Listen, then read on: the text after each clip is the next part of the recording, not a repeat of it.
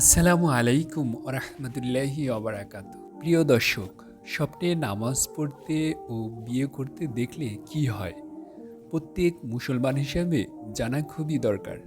প্রিয় দর্শক, আল্লাহ তাআলার অশেষ রহমতে আশা করি আপনারা সবাই ভালো আছেন। আজকে আপনাদের জানাবো স্বপ্নে নামাজ পড়া ও বিয়ে করতে দেখলে কি হয়। বিস্তারিত জানতে শেষ পর্যন্ত ভিডিওটি দেখার অনুরোধ করব। স্বপ্ন ঘুমের ঘোরে দর্শিত চিন্তাভাবনার নাম হলেও এই স্বপ্ন মানুষের কাঙ্ক্ষিত ভবিষ্যৎ স্বপ্নকে আরবি ভাষায় বলা হয় রুইয়া এবং ফার্সিতে বলা হয় খোয়াব। স্বপ্নের কোনো বাস্তবতা আছে কিনা এ ব্যাপারে ধর্মীয় গবেষক এবং দার্শনিকদের মতে কিছু পার্থক্য রয়েছে। দার্শনিকদের মতে মানুষের মাঝে চিন্তাভাবনার একটি প্রতিচ্ছবি তার ঘুমের মাঝে ফুটে ওঠে, যা শুধু ধারণা ও চিন্তা প্রসূত, যা বাস্তবতার সাথে কোনো মিল নেই। তবে ইসলামিক জ্ঞান সম্পন্ন আলেমরা এ ব্যাপারে দ্বিমত পোষণ করেন। তাদের বক্তব্য হলো সব স্বপ্ন মানুষের ধারণা প্রসূত নয়, বরং অনেক স্বপ্ন রয়েছে যা অর্থবোধক। হজরত আবু হুরায়রা রাদিয়াল্লাহু তাআলা আনহু হতে বর্ণিত, রাসূল সাল্লাল্লাহু আলাইহি সাল্লাম বলেন, স্বপ্ন তিন প্রকার। এক, রুইয়া সালেহা তথা ভালো স্বপ্ন, ভালো কোনো কিছু সুসংবাদ আল্লাহ তাআলার পক্ষ থেকে প্রাপ্ত হওয়া। দ্বিতীয় নাম্বার হচ্ছে রুইয়া এ শাইতান, অর্থাৎ শয়তান কর্তৃক প্রচারণামূলক প্রদর্শিত স্বপ্ন। তৃতীয় নাম্বার হচ্ছে রুইয়ায়ে নাফসানি তথা মানুষের চিন্তা চেতনা কর্তৃক প্রচিত্র। এরপর রাসূল সাল্লাল্লাহু আলাইহি সাল্লাম বলেছেন, যদি কেউ অপছন্দনীয় তথা ভয়ঙ্কর বা খারাপ স্বপ্ন দেখেন, তাহলে সে যেন তাড়াতাড়ি উজু করে নামাজে দাঁড়িয়ে যায়। নবী হজরত ইউসুফ আলাইহিস সালাম ছিলেন একমাত্র নবী যিনি আল্লাহ পাক রব্বুল আলামিন তাকে মুজেজা স্বরূপ স্বপ্নের সকল ব্যাখ্যা জানিয়ে দিতেন।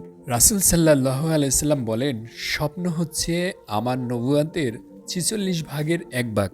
প্রিয় দর্শক, শুরুতে একটি কথা বলে রাখি, আমি স্বপ্নের যে ব্যাখ্যাগুলি নিয়েছি স্বপ্ন আল্লাহ পাক রব্বুল আলামিন দেখিয়ে থাকেন, স্বপ্ন আল্লাহর ওলিগণ দেখেছেন।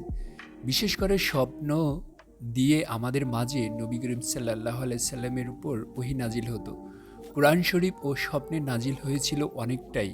হজরত ইউসুফ আলাইহিসসালাম ছিলেন একমাত্র নবী, আল্লাহ রাব্বুল আলামিন তাকে মুজেজা স্বরূপ স্বপ্নের সকল ব্যাখ্যা জানিয়ে দিতেন। রাসূল সাল্লাল্লাহু আলাইহি সাল্লাম বলেছেন, স্বপ্ন হচ্ছে আমার নবুয়তের ৪৬ ভাগের এক ভাগ।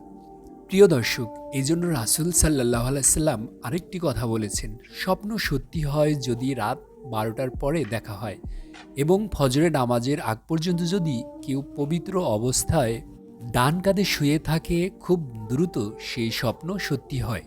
সেক্ষেত্রে আমাদের করণীয় রয়েছে। করণীয় বলার আগে আপনাদেরকে নামাজ সম্পর্কে জানাতে চাই। যদি কেউ স্বপ্নে নামাজ পড়তে দেখে তাহলে তার আশা পূরণ হবে। যদি কেউ শুয়ে নামাজ পড়তে দেখে তাহলে মনে করতে হবে তার মৃত্যু খুব শীঘ্রই এসে গেছে। যদি কেউ নামাজ বসে পড়তে দেখে তাহলে সে দ্রুতই রোগাক্রান্ত হতে পারে। যদি পশ্চিম দিকে কেউ নামাজ পড়তে দেখে তাহলে ধর্মের দিক দিয়ে সে উদাসীন হবে। পূর্ব দিক দিয়ে যদি কেউ নামাজ পড়তে দেখে তাহলে তার নিকট খুব দ্রুতই হজ নসিব হবে। যদি নামাজ বড় কোনো জামায়াতের সাথে পড়তে দেখে তাহলে তার নিকট আল্লাহর রহমত অবরিত পড়তে থাকবে।